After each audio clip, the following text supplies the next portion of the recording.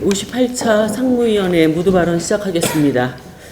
새 방통위원장으로 이동관 특보를 지명한다고 하니 윤석열 정부의 인사 참사가 점입 가경입니다. 이동관 보좌관이 누굽니까? 이명박 정부 시절 청와대 홍보수석을 담당하며 뉴라이트 개념을 정립하고 언론 탄압 최일선에서 역할을 했던 인물입니다. 결국 이 정부도 MB 시절 언론 탄압 방식을 재현하겠다는 것입니다. 무리하게 한상혁 방통위원장을 경질하더니 결국엔 MB의 칼을 빌려 윤석열 대통령의 언론 장악 시도를 본격화하고 있습니다. 정부의 편향 인사는 대법관 임명 과정에서는 더욱 심각한 문제로 나타나고 있습니다. 대통령실은 대법원장에게 대법관 제천 명단도 전달받지 않은 상황에서 특정 후보가 이념적으로 편향되었다며 거부권을 검토했다고 합니다. 대법관 추천이 제도를 무력화시키고 대법원장 권한을 침해하는 심각한 산권 분립 위반입니다. 대통령 거부권으로 입법부를 무력화시키는 것에 이어서 사법부도 장악하여 행정 권력 입맛대로 독재 정치를 하려는 꼴입니다. 대통령 스스로 법치주의를 붕괴시키는 행위를 즉각 멈춰야 할 것입니다. 윤석열 대통령은 집권 초기 지지율 급락 사태 핵심에 검사 출신 하자 인물 일색의 인사 참사가 있었다는 사실을 기억하십시오.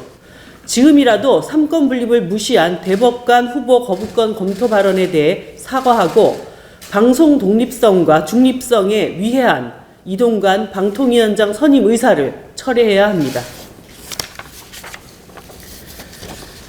건폭몰이 수사로 양해동 노동자 사망 한 달이 지나도록 무리한 수사에 한마디 사과도 없던 윤석열 정부는 분향소마저 짓밟는 탄압으로 답했습니다. 당진 현대제철 비정규 노동자의 합법적 시위에는 백주 대낮에 수갑을 채워 체포하는 만행을 저지르더니 광양 포스코 하청 노동자 권리를 위해 고공농성을 하던 한국노총 김준영 처장은 위험천만한 진압 과정에서 곤봉으로 유혈 진압하여 구속까지 시켰습니다.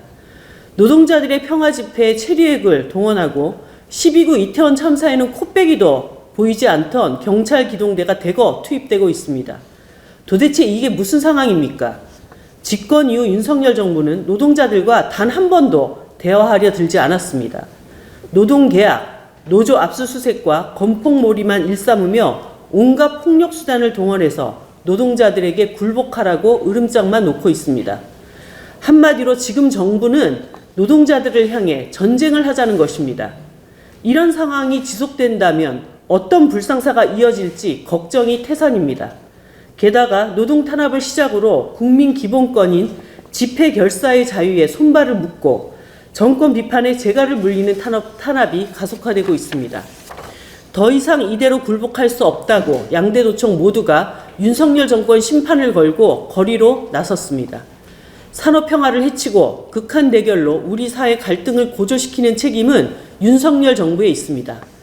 정의당은 현 정부의 반노동 대응기구를 설립하고 양해동 열사가 당부한 야당들과의 공조를 통해서 윤석열 정부의 노동 탄압에 맞서겠습니다. 폭력 불법 진압을 일삼은 경찰 지휘부와 이 정권의 책임을 반드시 물어서 더 이상 노동자의 생명이 위협받지 않도록 모든 노력을 강구할 것입니다. 윤석열 정부의 노동개혁이 계약을 넘어 노정 파탄으로 치닫고 있습니다. 민주노총에 이어 한국노총까지 경사노위 탈퇴 논의에 들어갔습니다.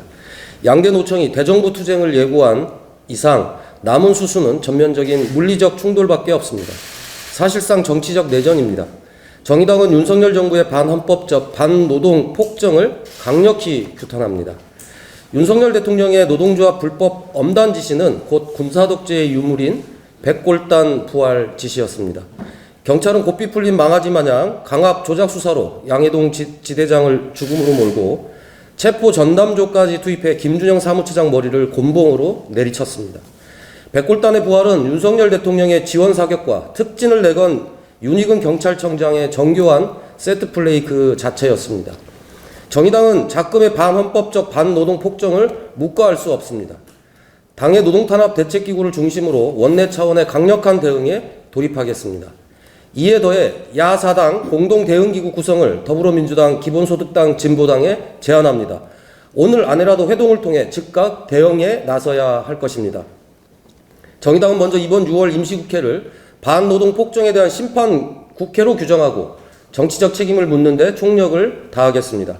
국회 운영위와 환경노동위, 국토위 등 유관 상임위에서 긴급 현안 질의와 청문회 등 원내 대응을 추진하고 다음 주 예정된 대정부 질의에서 현 사태의 책임을 철저히 따져 묻겠습니다. 특히 김문수 경사노위 위원장의 책임을 묻지 않을 수 없습니다. 경사노위가 3년 전 경사노위 중재로 합의한 합의문 이행에 개입했더라면 이번 유혈 사태는 없었을지도 모릅니다. 합의 이행의 주체인 김문수 위원장은 책임을 방기했습니다. 정의당은 김문수 위원장을 환노위에 출석시키는 등 사태의 정치적 책임을 묻겠습니다. 더불어 윤희근 경찰청장의 파면을 강력히 촉구합니다. 윤희근 청장은 직함만 경찰청장일 뿐 실상 윤석열 대통령의 국정 지지율 특보나 다름없습니다. 시민의 생명 안전을 보호해야 할 공권력으로 노조를 악마하고 국정 지지율에 지렛대 노릇을 하고 있습니다. 또 이번 곤봉 폭행으로 건설 노조에 대한 강압 조작 수사 의혹 역시 일선 현장의 일탈이 아니라 경찰 차원의 기획이었음을 입증했습니다. 윤석열 대통령은 윤희근 청장을 즉각 파면하십시오. 만일 이상민 행안부 장관을 두둔했듯이 윤희근 청장도 감쌀에 든다면 정의당은 윤희근 청장에 대한 파면 요구안 등 강구할 수 있는 모든 방안을 추진할 것임을 밝힙니다. 국민의힘이 동일노동 동일임금 법제화를 추진한다고 합니다. 환영합니다. 동일노동 동일임금은 오랜 기간 정의당의 당론이었고 노동계의 요구였습니다. 그러나 동일노동 동일임금이 정규직 노동자들을 공격하고 노동의 하향 평준화를 추구하는 구호로 쓰여서는 안 될 것입니다. 최저임금위원회에서는 업종별, 규모별 최저임금 차등 적용이 논의되고 있고 윤석열 대통령은 최저임금 적용을 배제하는 외국인 가사노동자 도입을 검토하라 지시했습니다. 이것은 똑같은 일을 하면서 월급이 크게 차이 나고 차별을 받는다면 이는 현대 문명 국가에서 있을 수 없는 일이라는 대통령의 말에 정면으로 반하는 것입니다. 동일노동 동일임금을 실현하고자 한다면 세계 최악의 성별 임금 격차와 하청 노동자들이 진짜 사장과 교섭할 수 없는 현실부터 바로잡아야 할 것이며 사업장과 국적에 따라 최저임금조차 다르게 적용하겠다는 시도를 당장 철회해야 할 것입니다. 무엇보다 동일노동 동일임금은 노조 때려잡기로 실현할 수 있는 것이 아닙니다. 산별교섭 법제화 등 사회적 대화를 통해서만 이루어질 수 있습니다. 노동조합을 적으로 돌리면서 노동개혁을 하겠다는 정부의 태도부터 바꿔야 합니다. 이재명 더불어민주당 대표가 차별금지법을 21대 국회에서 통과시키지 않겠다 약속했다고 합니다. 언론 보도에 의하면 김혜재 민주당 의원이 이재명 대표와 포괄적 차별금지법과 관련해 1시간 이상 만나 대화를 나눴고 21대 국회에서 통과시키지 않겠다는 약속을 받아냈다며 교계 행사에서 공개적으로 밝혔습니다. 놀랄 만한 일은 아닙니다. 이재명 대표는 지난 4월 외신기자클럽 간담회에서도 차별금지법은 필요하지만 새로운 사회적 갈등의 단초가 되고 있다며 무리해서 밀어붙이지 않겠다고 말했습니다. 대선 후보 당시에는 차별금지법을 요구하는 청년들의 면전에다 대고 다 했죠 라며 모욕적인 행동을 서슴지 않았습니다. 차별금지법이 필요하지만 하지 않겠다는 이재명 대표의 입장을 어떻게 해석해야 합니까? 사회적으로 필요한 법안을 외면하고 자기 당에 도움이 되는 법안만 만들겠다는 민주당의 선언으로 이해하면 되는 겁니까? 그렇다면 이재명 대표와 민주당은 사회적 약자를 위한 척이라도 그만해야 합니다. 입으로는 진보를 운운하지만 정작 차별금지법과 같이 기본적인 사회적 진보 앞에서조차 주저하는 것이 현재 이재명 대표와 민주당의 모습입니다.